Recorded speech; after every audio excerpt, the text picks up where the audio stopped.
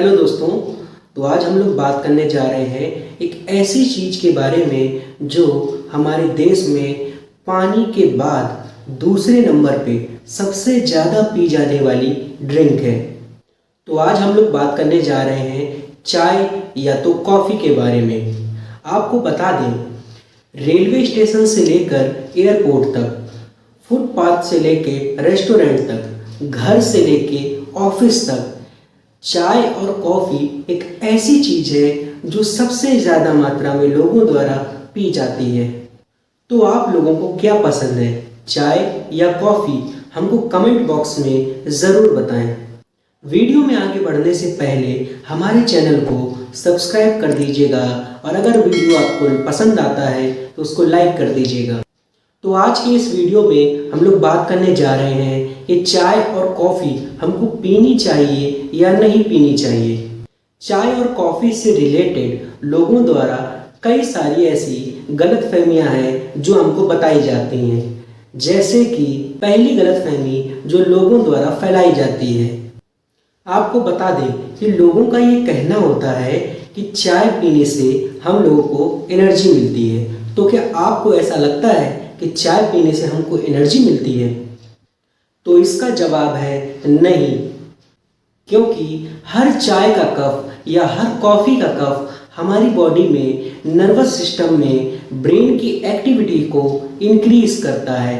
क्योंकि चाय में और कॉफ़ी में कैफीन नाम की ड्रग प्रेजेंट होती है, जिसके कारण हमको उसकी धीरे धीरे करके आदत सी पड़ जाती है, जिसके कारण हमारी बॉडी में जो एनर्जी है वो कुछ समय के लिए तो इंक्रीज होती है, लेकिन वो एनर्जी धीरे धीरे करके फिर से घट जाती है। तो ये जो एनर्जी है वो टेम्पररी है, परमानेंट नहीं है। तो लोगों द्वारा जो ये पहला फ़ायदा हम लोगों को बताया जाता है, ये सरासर झूठ है। क्योंकि चाय से जो एनर्जी हमको मिलती है वो एनर्जी टेम्पररी होती है, परमानेंट नहीं होती है। अब बात करें दूसरे फायदे के बारे में जो लोगों द्वारा हमको बताया जाता है। तो दूसरा चाय और कॉफ़ी से जुड़ा जो फ़ायदा हमको बताया जाता है वो यह है कि चाय और कॉफ़ी फुल ऑफ एंटीऑक्सीडेंट हैं। लेकिन साथ ही साथ आपको हम ये भी बता दें कि एंटीऑक्सीडेंट तो हमारे स्टूल में भी प्रेजेंट होते हैं। तो इसके बारे में आप खुद ही सोचिए, अगर किसी चीज़ में एंटीऑक्सीडेंट प्रेजेंट है तो क्या उस पर आंख बंद करके भरोसा किया जा सकता है? नहीं, आपको इस बात पर आंख बंद करके भरोसा नहीं करना है। क्योंकि चाय और कॉफ़ी में उपस्थित अगर एक चीज़ अच्छी है तो इसका मतलब ये नहीं कि हम बची हुई 99% चीज़ों को जो हमारे शरीर को नुकसान पहुंचा रही हैं उनको नज़रअंदाज कर दें। साथ ही साथ आपको बता दें कि चाय और कॉफ़ी दोनों ही हाईली एसिडिक ड्रिंक हैं, जिनका नियमित रूप से सेवन करने से या ज़्यादा से ज़्यादा मात्रा में सेवन करने से हमारे घुटनों में उपस्थित ग्रीस धीरे धीरे कम होने लगती है। साथ ही साथ कई प्रकार की बीमारियां जैसे कि arthritis, cervical spondylitis, osteoporosis, joints pain और साथ ही साथ अन्य अलग अलग बीमारियां भी हो सकती हैं। अब बात करें तीसरे फायदे के बारे में जो लोगों द्वारा हमको बताया जाता है। तो तीसरा फायदा ये बताया जाता है कि चाय और कॉफ़ी पीने से पेट साफ होता है। कुछ लोगों का ऐसा कहना होता है कि बिना चाय और कॉफ़ी को पिए उनका पेट साफ ही नहीं होता है। लेकिन साथ ही साथ आपको ये भी बता दें कि कुछ सिगरेट पीने वालों का भी यही कहना होता है कि बिना सिगरेट पिए उनका पेट साफ नहीं होता है। तो इसका क्या मतलब ये होता है कि सिगरेट हमारी सेहत के लिए अच्छी हो गई? इसका जवाब है बिल्कुल नहीं।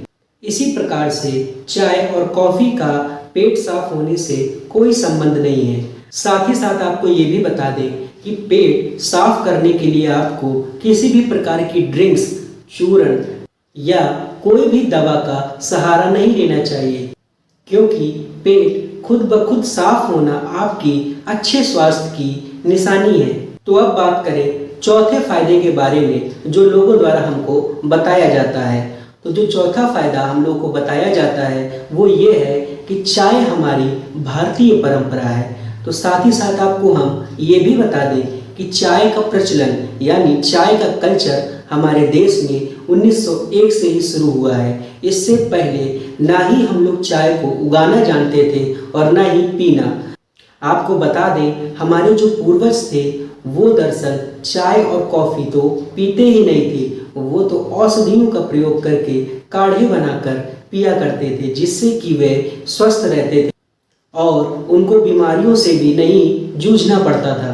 हमें पता है कि चाय और कॉफ़ी को छोड़ना आपके लिए कठिन हो सकता है, लेकिन ये रास्ते को आसान किया जा सकता है। आप चाय या कॉफ़ी की जगह हर्बल टी या अन्य प्रकार की नेचुरल ड्रिंक्स का भी सेवन कर सकते हैं।